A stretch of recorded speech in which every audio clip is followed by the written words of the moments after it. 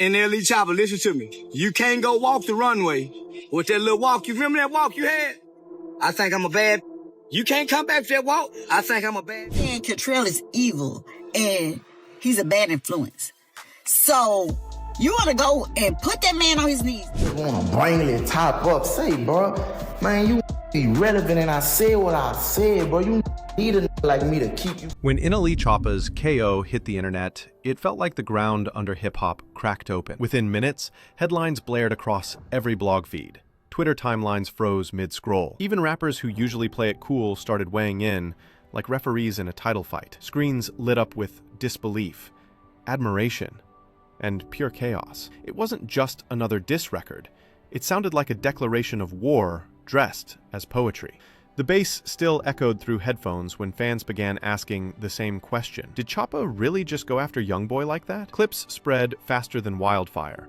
Reaction videos, duets, breakdowns. Some called it courageous. Others said it was career suicide. The contrast made the moment electric.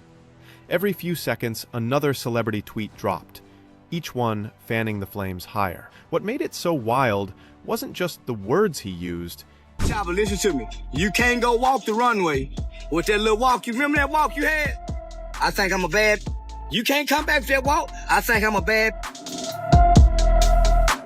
You can't come back with that NLE Choppa with that boy. Now them boy got some dances. Them boy, but you went to holler about if you was a bad, I suck my too. You are disqualified from saying anything to Cantrell. NLE, you have been disqualified. I wouldn't give if you and King Von got in the car and shit together.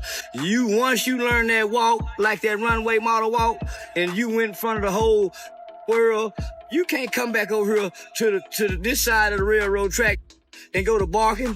No. Go back over there and finish, nephew. Go back over there and finish being the bad. It was the tone, calm. Babies ain't money getting. They'll hurt you, kill you, and eat out your icebox as they break in your house. I'm not battling with childhood like a YB fan. Them kids need to be put in mental institutions. This man, YB, sound like he angry. He want to out his mama. He want to beat his daddy. He want to his uncle. I don't want to hear that kind of shit. I'm not in pain. I'm a money get. YB babies ain't money getting. I don't feel that. That's not soul music. I'm a soulful brother. I'm not in pain. Them kids need to be put in mental institutions. You see they had that bone man? He was calm in the storm, and that calmness burned louder than any threat. Then came the verse that lit the fuse. Your aura give me ick.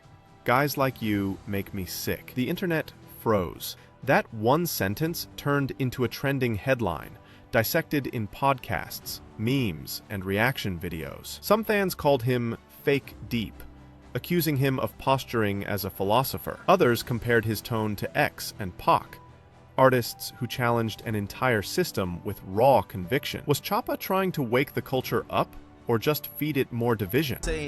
Call it, you have your third eye open. Some people would call it, yo, a dumb, an act smart. Some people would call it fake woke. Some people would call it someone trying to seem deeper than most. Pause. It's kind of like how people, it evokes some of the similar thoughts like how we had about XXXTentacion, where people felt like, he understood life a little bit on a different level.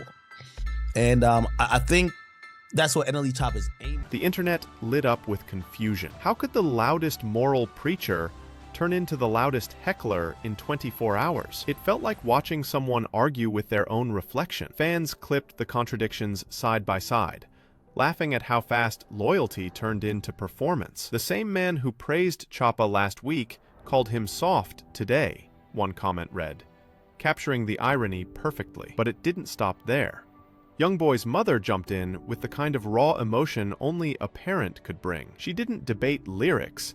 She attacked character. Her voice shook as she called Choppa jealous, irrelevant, and desperate for attention. The response went viral within hours, not because it was strategic, but because it was so human, protective, impulsive, unfiltered. People couldn't decide if it was strength or overreach, but they couldn't look away either. Yeah, I'm talking about being jealous and being envious. So you want to make a video dancing around like a ballerina, and then you got a man on his knee, and you're saying Cantrell is evil and he's a bad influence. So you want to go and put that man on his knees on a video, right? Okay, fine. I bet they have another video with that same on his knees. Because who gonna even play that stupid role? If you know better, you do better. Your head look like a without a rubber on top of it. But yet, you want to sit here and try to talk about somebody. You better be lucky. I can't say what I want to say. As the noise grew, blogs began spinning conspiracies. Some claimed it was orchestrated to boost both artists' numbers. Others swore the beef was personal to the core. Comment sections turned into digital fight clubs. Half of the internet stood with Choppa's message. The other half defended YoungBoy's throne. And somewhere between the sarcasm and the memes, the truth got lost in entertainment. What started as a diss track had mutated into a cultural mirror, where outrage sold faster than facts. And the louder someone yelled, the more followers they gained. Everyone wanted to pick a side. Reports out of Louisiana compared his crowds to the ones Michael Jackson once pulled, the kind of statement that made critics pause before they laughed. Even DJ academics, usually unbothered by fan noise, very concerned about the NBA YoungBoy concert. So concerned that even before the concert went forward this weekend, they notified Louisiana Stadium Exposition District, also known as that manages the Superdome and Smoothie King Center. In particular, notified ASM Global that, this is like a really dangerous thing that could have very unforeseen consequences. Now, the response from ASM Global was, we'll hire some security inside, it'll be fine. NOPD's response was, you don't get what we're saying. There is such a propensity around these concerts that is so not an if but a when, that we are concerned we'll have to activate the department to be around the downtown area to protect citizens and revenue. If there was any doubt about where NLE Choppa stood, KO erased it. The track wasn't just aimed at YoungBoy. It was a declaration of allegiance. Every lyric, every bar aligned him closer to Lil Durk's camp, the opposite side of a war that had already split the industry in half. When Lil Z Osama tweeted about industry flip-floppers, who beating me, bruh? Respectfully, the only that's really respectfully, the only that's really ahead in that space is Young. the message landed like a warning shot. Loyalty in rap had become a luxury few could afford. Within hours, timelines turned into trenches. Rappers unfollowed each other. Fans changed profile pictures to represent sides. And hashtags like #Team Choppa and #Team YoungBoy became digital flags in a culture-wide battle for dominance. The shift was instant. Choppa's supporters praised him as fearless, someone standing on integrity in an industry that trades it for convenience. YoungBoy's army saw it differently. To them, Choppa wasn't brave, he was opportunistic, reaching for relevance by attacking the throne. Their arguments weren't just about music anymore. They were about pride, identity, and what it means to stay real when loyalty costs you visibility. It felt less like a rap beef. Able to defend his name, bro, and it be a lot going on within his name about him. When, to me, bro, he a real stand-up dude, and it was just unfortunate how it happened. Like, he came to a person that's... And fans couldn't stop arguing which side history would favor. Either way, the punch had landed. The damage was already cultural. Now the question isn't who threw the hardest punch. It's who still stands taller when the smoke clears. NLE Choppa might have risked his peace, his friendships, even his place in the industry. But in doing so, he gained something harder to measure: respect. He reminded the game that words still matter in an era where silence sells better. For YoungBoy, the crown still glows heavy. Every concert, every viral post reinforces that he isn't just a rapper anymore. He's a living symbol of resistance. The louder the criticism gets, the stronger his myth becomes. It's not about charts or streaming numbers anymore. It's about who defines the rules, and right now, both of them are rewriting them in real time.